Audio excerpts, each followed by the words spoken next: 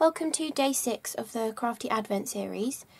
Today's video is using the GoPress and foil machine to do precision foiling.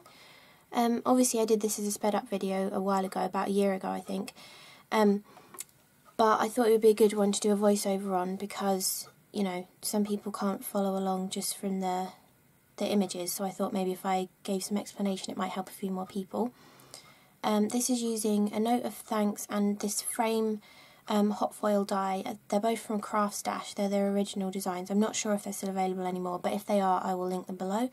And so when using the GoPress and foil machine you're using these things called hot foil dies, which are basically, it's like a die but instead of having a cutting edge it just has sort of flat areas of metal that push into the card and kind of give this letterpress effect, but when you add heat to them and foil, it then hot foils it as well. So, or you can use it for letterpress. If, say, you didn't have a hot foil machine, you can just use it in your normal die cutting machine and just do letterpress with it as well. You don't have to do the foiling with it. Since I filmed this video like a year ago, there's at least 2 more hot foiling machines out there now. There's the Spellbinders Glimmer one, which I think is fairly similar to this, although I don't think that one goes through the Cuttlebug, but this one would go through the Cuttlebug.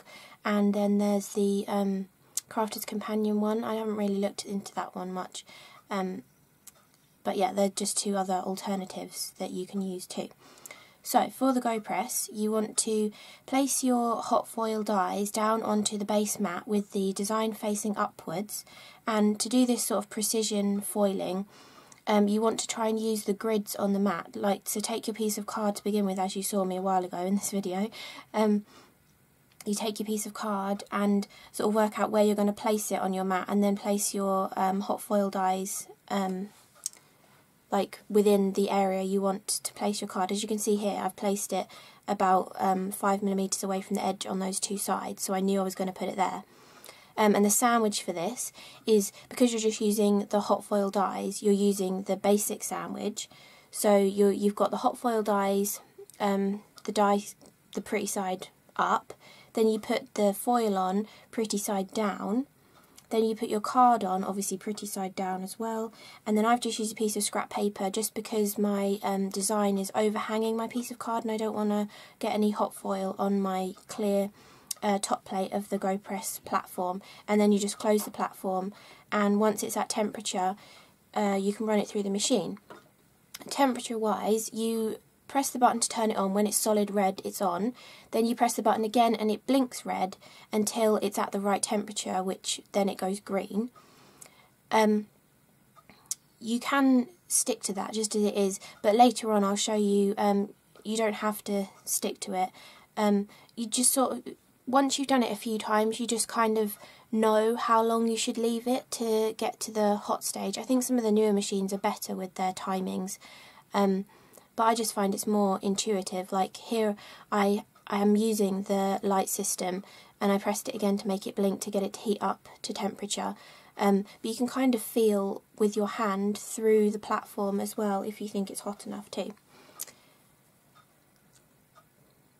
And later on I'll tell you as well how I'm doing it. So now the light turned green, so I've taken it out, and this is about 3 times the speed, so you want to run it through slowly. The way it looked as if I was making it look like it was difficult to run through the machine, but it's not.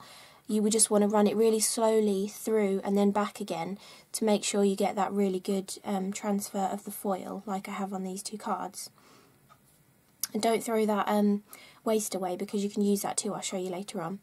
And I'm using the GoPress with my Platinum 6 machine in this video. It works with the Platinum 2 and it works with a Cuttlebug, and I think it would work with the Sizzix Big Shot, but I don't have one, so I can't say that for certain. But also GoPress or Couture Creations do have some videos on YouTube, so make sure you check them out as well. So for this card I'm doing the same thing, except I'm doing it more landscape, so I've sort of shifted my piece of card off to one side more to try and get that to be more central. And again, I'm using the grid lines that are on the base plate.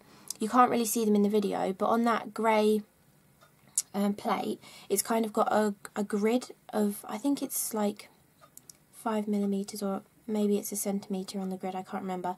But yeah, just to get the placement in the right kind of place. Now, see here, I did that first one, and oh, I'll tell you this first. So this is, these are the tweezers that you get with the GoPress, and you push them together, and the magnet pops through the other side. You pick up your hot foil stamps and take them across your surface, and then you open the tweezer and they drop off, so that really helps, and you get that silicone mat in the box too. I've put on the GoPress now a magnetic shim, a metal shim. I just got this one off of eBay ages ago, but Tonic do one now, which would be brilliant. And you just want to put it on there. See, I'm kind of ignoring the heating times for this one, because you want to make sure that that plate gets evenly hot and really nice and hot. I don't think it matters if you leave it on for too long, really, because you want it to be really hot. So, and we're using this time because we're going to transfer the negative of the foil. So we just did that gold, a note of thanks, onto that landscape card. And now we're going to use the negative piece, which you just saw me cutting out with scissors, just to give it a neater effect, so it's like a whole embellishment in the centre of our card. And now I'm just placing it onto the metal shim, trying to keep it straight so that it's easier, and you can see me fiddling around to get it in the perfect placement. And then for this, because we're using the metal shim and not a hot foil stamp, we want to add in some extra thickness to the sandwich. And I'd been experimenting a lot with this, and I found that for this, 300 GSM shims worked perfectly. And again, it's also great for protecting your top clear plate from getting any overfoiling on it. It doesn't really matter, I just want to keep it looking nice, so that's another great reason for putting the shims in too. So I let that heat up for quite a while, and then I'm running it through really slowly, and I'm hoping that all of the foil will transfer off of that backing sheet, so that there will be nothing left on the transfer sheet, and you'll just end up with like a clear piece of plastic where all the foils come off. So I'm going to check it, and because it stayed stuck onto my card there, see, I check this and I realise there's a little bit that hasn't transferred, so I'm going to put it back on in a different orientation, let it heat again just for a little bit, because I didn't take it off the heat for too long. And then I'm going to run it back through again, nice and slowly, going backwards and forwards, and that just gives you the perfect impression then. I think it's better to do it that way, just to double check, especially when you're doing something like using the negative of the foil and it's a more solid area of foil. I think you really want to make sure you've got a really good transfer of foil. So now I'm going to pull off that backing sheet, and you can see that it is completely clear. We've not wasted a single little bit of foil, so it's a really great way of using up the foil. And when you saw me trimming that bit of foil down, don't waste any of those little bits you cut off either. You can just use normal glue, double-sided tape, anything you'd usually use gilding flakes with, you can use those leftovers of foil with, and put your adhesive down and then just press those little scraps of foil into it, and then pull off the backing sheet, and that will use them up really nicely too. It's great for like, oh, there's that technique, isn't there, with alcohol inks that everybody's obsessed with, and you add the foil to the alcohol ink while it's still sticky. Those little offcuts would be brilliant for that too, because although the foils that come with the GoPress and foil and the ones that you need to use with it, they're heat and pressure activated, I think, but they do just work with adhesives as well. They wouldn't work in your Mink machine because those foils are toner activated, not, well, heat and toner. They need something to pull them off of their backing sheet, whereas these foils, they need the heat and the pressure to get them off of their backing sheets.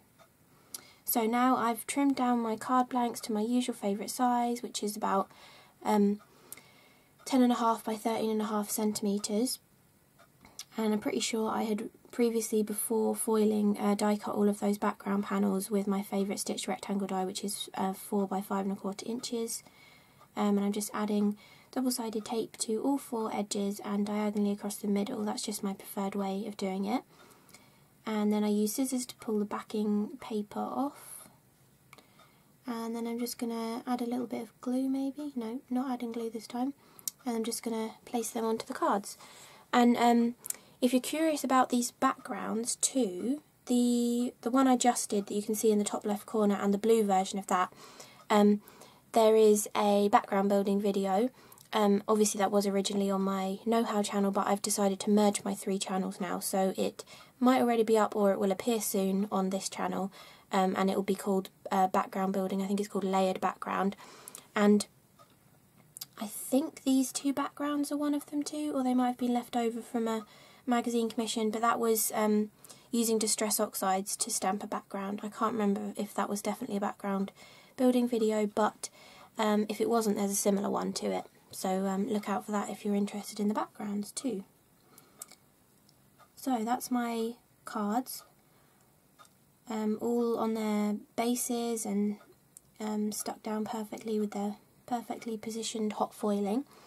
And now I'm just adding on some sequins. So you could use cup sequins, you could use Nouveau drops, you could use gems. I'm just using some old star sequins. The bigger stars are from a multi-pack of all different colours, so I'm picking out large gold and silver ones to match the foiling, and then I'm going to use little ones too.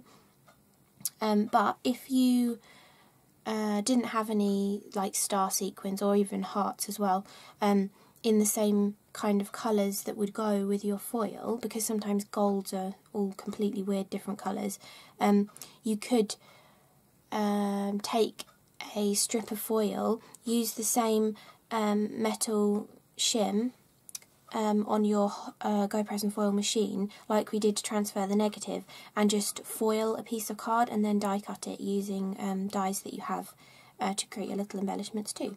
So there's always a way around it if you don't have elements that are going to match the metallicness of the foil perfectly. For example, I just bought myself some of the copper, like rose gold and copper foils to try, and I don't have any sequins that are rose gold or copper, so when I come to making cards with them, I'm sure I'm going to be using that technique to get some little embellishments as well. So that's the positive and negative look, using the waste of the foil, so we're not wasting anything.